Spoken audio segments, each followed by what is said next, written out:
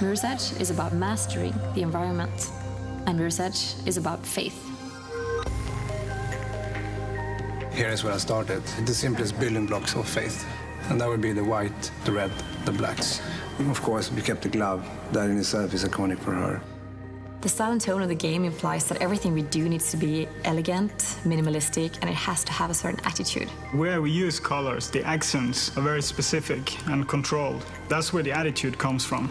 Her body needs to reflect her life, what she does, who she is. Faith's physicality and freedom of movement is interesting in contrast to a very conformist society. Faith and the runners, they've chosen to sort of step outside of this world voluntarily.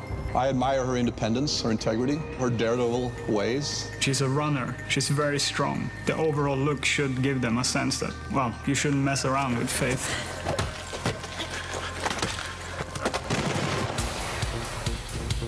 Mirror's Edge is a game that's focused very heavily on movement. We've had parkour artists come in, talk to us. They can teach us a lot about the moves that we have in the game and how we can also expand on it.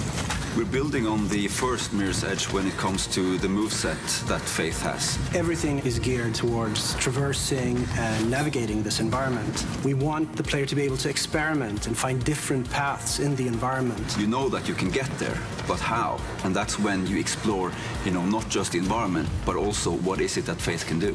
So for the skilled player, they might find the quickest, the fastest, the most rewarding path for them. Somebody with less skill might find a safer, longer route. It's important for us that everybody who wants to play the game can play the game. And not only are we building a broad moveset, we're also building combat with the moveset in mind. You would analyze the geometry in a combat encounter to see how you can use that against the enemies.